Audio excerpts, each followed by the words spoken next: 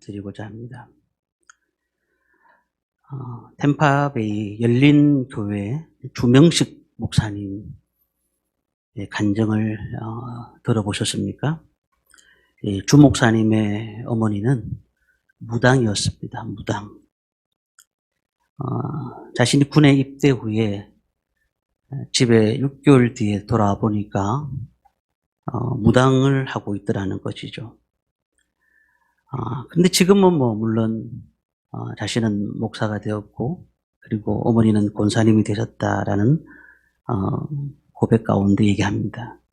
어머니한테 물어봤습니다. 왜 무당이 되셨습니까? 그랬더니 밤에 꿈을 꾸는데 이상한 귀신이 나타나가지고 어머니도 살고 온 가족이 살기 위해서 무당이 되었다. 그렇게 안 하면 가족들 다 죽는다. 누구라도 신내림을 받아야 된다. 그랬다는 거죠.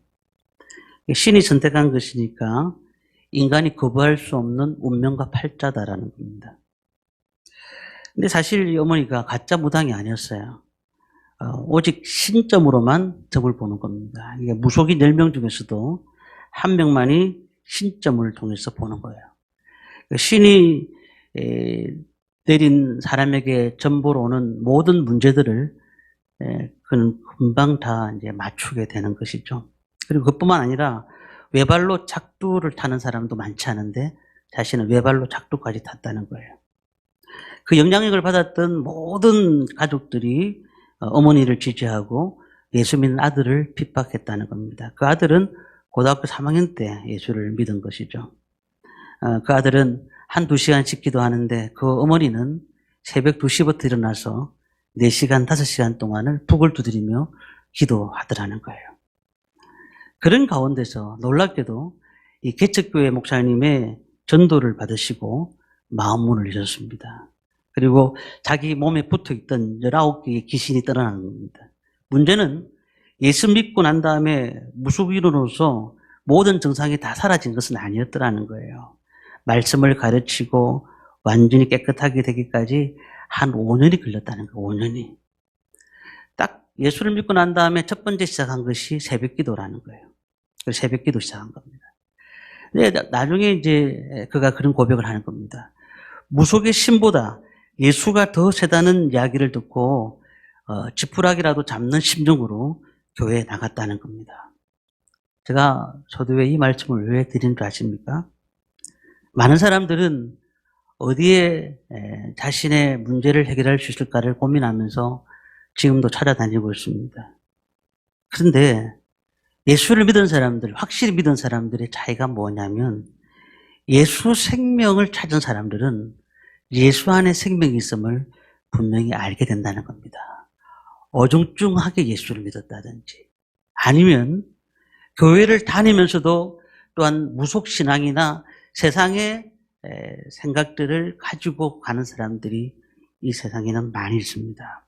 오늘 저는 세례와 성찬은 생명입니다. 우리가 이 하는 모든 예식은 생명이라는 사실을 믿으시기를 바랍니다. 기독교의 성례는 세례와 성찬 두 가지입니다.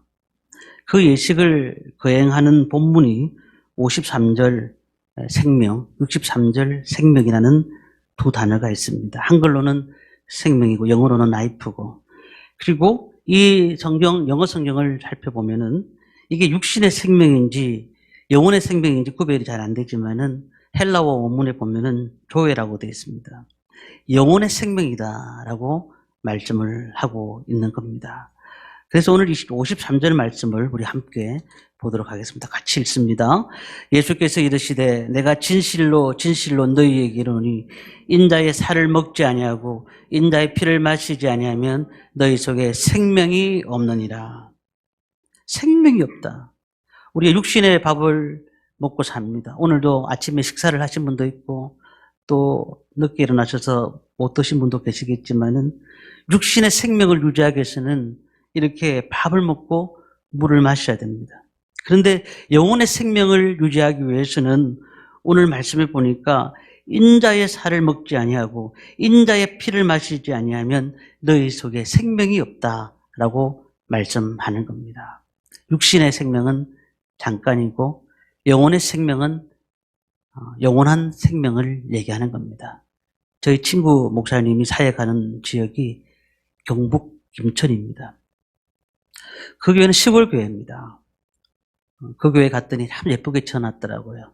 50명 정도 어르신들이 나옵니다. 70세 넘으신 분들이 거의 90%입니다. 그래서 저한테 전화 오면서 늘 하는 말이 그 말입니다. 아, 김 목사 힘들다 그래요. 왜 힘드냐? 자신이 이 교회에 있으면서 한 달에 장례를 2번씩 치른 적도 있다는 거예요. 보통 교회 가면은 젊은 층이 많은 데는 결혼식을 하고 그리고 유아 세례를 주고 이런 교회들이 많은데 나이가 든 연세 드신 분들이 교회를 갔더니 장례를 치르고 있는 겁니다. 자신이 참 딱하게 보였는가 봐요. 그래서 힘들다라고 그렇게 얘기를 왔습니다. 육신은 점차 나이가 들어가는 것이고 허약해집니다. 그래서 바울이 이렇게 말을 하지 않습니까? 고린도후서 4장 15절 보니까 육신은 후패하나 속은 날로 새롭도다. 우리 육신은 가면 갈수록 다 썩어지지만은 그러나 속은 날로 새롭게 되는 것이 예수의 생명이기 때문에 그런 것입니다. 그렇기 때문에 우리는 영혼의 생명을 가지고 있다는 것에 감사하시길 바랍니다. 오늘 성찬식에 참여하는 모든 성도님들이 떡과 포도주를 제할 때에 영혼의 생명을 위해서 먹고 마시는 거예요. 그리고 그 성찬식은 너무너무 중요한 것입니다. 오늘 저는 2가지로 말씀을 드리려고 합니다. 그렇다면 우리가 받는 세례가 무엇인가? 세례가 무엇인가? 이 세례는 예수님의 생명을 받는 예식입니다. 저희 교회 성도님들 거의 90% 이상은 다 세례를 받으셨습니다. 세례의식은 단순한 의식이 아닙니다. 예수님의 생명을 받는 의식입니다. 제가 군대에서 세례를 이렇게 군종병으로서 많은 군인들이 세례를 받는 모습을 보았습니다. 또 지금도 군대에서는 진중 합동 세례식이 열립니다. 저도 53사단에 신병교육대에 교회에서 도와달라고 해서 한번 가본 적이 있는데 이 세례의식이라는 것이 참으로 많은 군인들에게 은혜가 되기도 하지만 어떤 군인들은 그 세례의식을 모르고 받는 사람도 많이 있습니다. 세례의 형식이 그렇습니다. 주수세례, 그리고 침수세례, 그리고 살수세례가 있는데 가톨릭에서 얘기하는 것은 준수세례입니다. 이마에다가 물을 흘리는 거예요. 이마에다가 물을 흘리는 거. 그리고 침례 교회에서만 하는 세례가 있습니다. 침수세례입니다. 이것은 몸을 물에다가 온전히 담굽니다. 그래서 큰 교회 침례교회 가보면은 그런 물을 담그는 곳이 있습니다. 그리고 지금 모든 우리 기독교에서 하고 있는 방식은 살수세례입니다. 뿌리는 겁니다. 뿌리는 거예요. 그런데 이 모든 것이 사실 예식인데 이 예식이 죄를 씻는 예식입니다. 죄를 씻는 예식. 오늘 그 요한복음 6장을 쭉 보면은 저는 오늘 끝까지 부분을 다 읽지 못했지만 52절부터 59절까지 말씀, 그 뒤에 말씀 보면은 이 말씀이 나오지만 6장 1절부터의 쭉 말씀 보면 오병이의 기적이 나옵니다. 이 오병이의 기적이 뭘까요? 물고기 2마리와 보리떡 5개로 5,000명을 먹인 사건입니다. 예수님을 따라갔더니 그들이 떡을 맛보게 된 거예요. 고기를 먹게 된 거예요. 디베라 광야에서 말이죠. 정말 예수님 말씀을 들으면서 그가 떡을 먹은 겁니다. 근데 그 호수 건너편으로 예수님이 가시자 다 따라가기 시작하는 겁니다. 왜냐하면 예수님께 떡이 있다는 사실을 알았는 거예요. 그래서 예수님 앞에 더 많은 떡을 얻고자 따라갔습니다. 6장 36절에 보니까 예수께서 대답하여 이르시되 내가 진실로 진실로 너희에게 이르노니 너희가 나를 찾는 것은 표적을 본 까닭이 아니요 떡을 먹고 배부른 까닭이로다. 그들이 표적을 보았습니다. 정말 오병이의 기적에 놀라운 표적을 보았습니다. 그리고 난 다음에 이제 또 다른 떡을 구하기 위해서 달려가고 있는 그들의 삶들을 보게 됩니다. 이것이 메시아를 앞에 두고도 참 생명을 얻지 못하는 삶을 볼 수가 있는 겁니다. 57절 보니까 살아계신 아버지께서 나를 보내심에 내가 아버지로 말미암아 사는 것 같이 나를 먹는 그 사람도 나로 말미암아 살리라. 나를 먹는 사람도 살리라. 이게 무슨 말일까요? 우리가 교회 안에서 필요한 것들이 떡입니다. 그리고 또 우리도 양식이 없을 때마다 떡을 구해야 되는 겁니다. 주기도문 가운데서도 우리에게 일용할 양식을 위해서 기도하라고 말씀하잖아요. 그런데 육시적인 필요를 구하며 하나님 앞에 기도하는 건 맞는데 근본적인 것이 무엇이냐는 거예요. 근본적인 것은. 이 무리처럼 다른 떡을 구하기 위해서 하나님 나에게 필요한 것들이 너무 많습니다. 그래서 이 모든 것들을 나에게 주십시오라고, 하나님 내 필요를 채워주십시오, 그럼으로써 내 삶 가운데 기적을 일으켜 주십시오 라고 그렇게 기도해야 되나요? 우리가 물질적인 필요가 필요하지 않다는 것은 아닙니다. 그래서 하나님께서도 우리에게 양식을 달라고 기도하라고 말씀하시지 않습니까? 그런데 오늘 말씀에 보면 그 500년 기적이 기적이라고 말하지 않고 표적이라고 말을 합니다. 표적은 하나님이 우리에게 뭔가를 원하시는 것이기 때문에 표적이라고 말하는 겁니다. 우리의 100가지 기도를 다 들어주시면 우리는 만족할까요? 우리가 지금까지 기도했던 내용들이 다 들어주시면 우리가 만족할까요? 그렇지 않습니다. 신앙생활은 기도 응답을 받기 위해서 신앙생활을 하는 것은 아니에요. 우리가 생명의 떡을 소유하지 못한 채 자꾸 세상의 것들, 계속 다른 것들을 찾아 나선다고 하면, 우리가 정말 그 가운데 있는 예수님의 생명의 떡을 찾지 못한다고 하면 우리는 주님에 대해서 알지 못하는 사람이 될 수밖에 없습니다. 제가 이 교회에 있으면서 벌써 20명 가까이 세례를 주었습니다. 우리 학생들 중심으로, 청년들 중심으로 세례를 주었습니다. 세례를 받고 난 다음에 어떤 학생들, 청년들은 내가 예수를 믿었구나 라고 생각하면서 그 삶의 변화가 일어나는 젊은이들도 있지만은 사실 많은 젊은이들은 그렇지 않았습니다.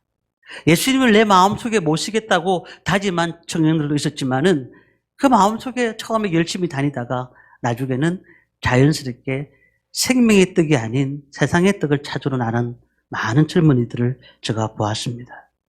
정말 우리는요, 구주로 믿고 그리스도를 영접하고 그 마음을 가지고 주님, 내가 주님밖에 없습니다, 나의 주님이십니다, 영원한 생명을 따라 살겠습니다라는 고백을 통해서 세례를 받을 때에 그 세례를 통해서 하나님의 생명의 떡을 얻을 수가 있는 것이죠. 그래서 그런지 지금 유럽에서 보면은 자기 뜻대로 세례를 받지 않았다고 유아 세례를 주었던 부모님들이 예수를 믿었지만 자신은 태어나 보니까 난 유아 세례 받을 만한 자격도 안 되지만 하나님이 당연히 없다, 그러면서 이제 유아 세례 받은 것을 반납하기 시작하는 거예요. 내가 유아 세례 받은 것을 반납한다고. 그러면 무신론자로 난 살아가는 게 편하다, 그렇게 반납 운동이 일어났다는 것을 들었습니다. 세례가 무엇입니까? 씻는다는 겁니다. 아담이 범한 이 원죄를 씻는 것입니다.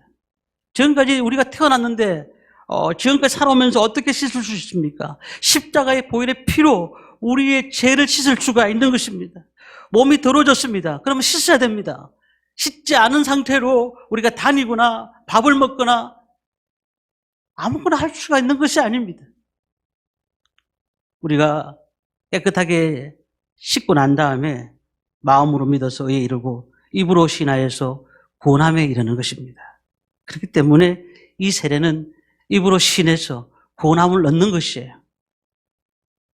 떡을 받는 것이 아니라 우리는 예수님의 생명을 받는 줄 믿습니다. 이것이 또한 세례인 것입니다.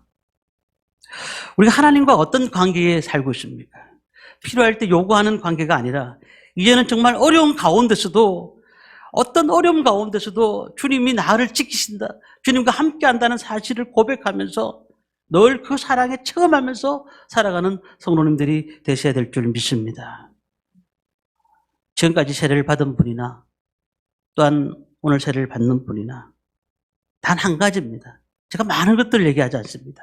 예수님을 구주로 믿고 마음으로 영접한 삶을 사시기를 바랍니다. 그때에 하나님의 놀라운 은혜를 경험할 수가 있는 것입니다. 예수님을 평생 동안 나의 구원자, 나의 구주로 모시고 살아야 되는 것입니다. 예수님께서 우리에게 영원한 생명을 주시려고 십자가에 달려 돌아가신 것처럼 이 세례는 예수님의 생명을 받는 예식인 줄 믿습니다. 두 번째, 오늘 우리 시행하는 성찬은 예수님의 생명을 먹는 예식입니다. 첫 번째 세례는 뭐라고요? 생명을 믿는 예식이고 두 번째는 생명을 먹는 예식입니다. 54절 말씀을 우리가 함께 읽겠습니다. 같이 읽습니다. 내 살을 먹고 내 피를 마시는 자는 영생을 가졌고 마지막 날에 내가 그를 다시 살리리니. 아멘. 우리가 예수님의 십자가의 사랑을 힘입어서 그 마음에 받아들이면 그 가운데서 주님이 나의 주인이 되신다는 사실이죠. 인간의 몸으로 이 땅에 오신 그 하나님을 우리가 믿는 것이잖아요. 생명을 주신 것입니다. 그럼 우리가 과거에 지었던 죄, 지금 짓고 있는 죄, 미래 지을 죄까지도 하나님께서 그 모든 죄를 용서해 주시는 겁니다. 십자가의 의미를 깨닫는 것입니다. 오늘 56절 말씀처럼 내 살을 먹고 내 피를 마시는 자는 내 안에 거하고 나도 그 안에 거하리니라고 말씀했습니다. 주님께서 우리가 안에 거하시겠다고 말씀하는 겁니다. 오늘 초대교회처럼 매일 우리 성찬식을 할 수가 없습니다. 우리는 1년에 2차례씩 이 성찬 예식을 하게 되는데 이 단순히 그냥 예식에 끝나는 것이 아니라 정말 주님께서 내 안에 계신다는 사실을 이것에서 우리가 시인하는 것입니다. 기독교인들이 이 성찬 예식을 통해 가지고 주님의 말씀이 우리 가운데 있다는 사실을 우리가 고백하는 것입니다. 예수님의 피를 마시고 예수님의 몸을 먹는다는 그 의미가 문자적인 의미도 있지만은 그러나 우리의 그 의미를 믿는 것은 주님이 나의 십자가를 위해서 달려 돌아가셨다는 사실을 깨닫는 것이라는 겁니다. 그러면서 주님이 어떻게 하셨습니까? 섬김의 종으로 이 땅에 오셨습니다. 백성을 치료하시고 위로하시고 지금도 우리 가운데 늘 함께 하시는 분임을 우리는 아는 겁니다. 그렇다면 우리의 사명이 뭘까요? 우리는 미래에 대한 소망을 가지고 살아야 됩니다. 미래에 대한 소망. 예수님께서 이 땅을 떠나실 때 이렇게 말씀하셨습니다. 너희는 가서 모든 족속으로 제자를 삼고 아버지와 아들과 성령의 이름으로 세례를 주고 내가 분부한 모든 것을 지키게 하라. 그리고 말씀하시면서 다시 내가 오리라고 말씀했습니다. 우리가 지금 필요한 것이 무엇입니까? 건강이 필요합니까? 물질이 필요합니까? 재능이 필요합니까? 모든 시간과 건강과 물질과 재능은 무엇 때문에 우리에게 주셨습니까? 우리는 그 모든 것들을 주님께서 이 땅에 우리에게 맡겨주신 것이라는 거예요. 그래서 이 사실을 깨닫는다면은 정말 우리는 하나님의 은혜를 아는 것이고 이 땅에 살아가는 목적을 분명히 아는 것입니다.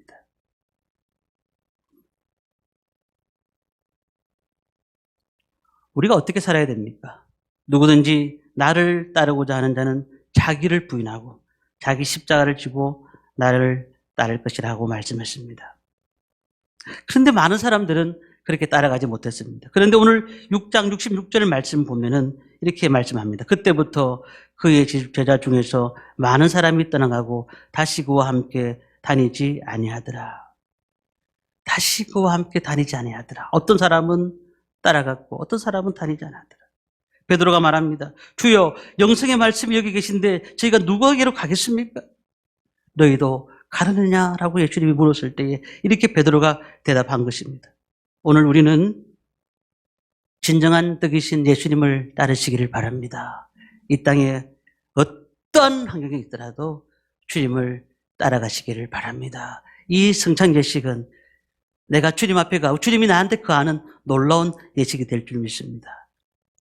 저희 나라에 처음에 교회들이 개척을 하고 교회를 짓고 난 다음에 제일 먼저 한 것이 뭔지 아십니까? 교회의 문을 다 개방을 했습니다. 누구든지 교회 오셔서 기도하시고 또 말씀도 보시고 그리고 가시라고 문을 열어놨습니다. 근데 점차적으로 이 교회를 이용하는 분들이 많아지는데 이상한 분들이 많이 들어오는 겁니다. 어느 교회를 제가 얘기를 들어봤더니 차를 갖다 놓고는 그랜드 피아노를 트럭에 싣고 그냥 가버린 거예요. 이제 그런 얘기뿐만 아니라 마이크도 가져가고 그러다 보니까 교회들이 다 문을 잠가버렸어요. 그리고는 성도님들한테는 번호키를 준다든지 열쇠를 다 주어서 열고 기도하기를 바라죠. 근데 제가 이렇게 교회에 있어 보니까 낮에 오시는 분들이 많아요. 낮에 이렇게 힘들어서 돈을 좀 얻으러 오시는 분들이 많이 있습니다. 그래서 제가 돈을 좀 주었어요. 그래 다음에 교회 한번 오시면 좋겠다고 자주 오시는 분들이 있습니다. 근데 그분이 차를 타고 이렇게 급하게 나가다 보니까 조금 지나가 보니까 그 돈을 가지고 소주를 사셔서 드시고 계시는 거예요. 제가 물론 그분이 돈을 우리가 드렸지만 필요한 것 따라 그분이 알아서 할 문제겠지만은 그 생각이 갑자기 들었습니다. 사람이 무엇을 먹느냐에 따라서 인생은 달라진다.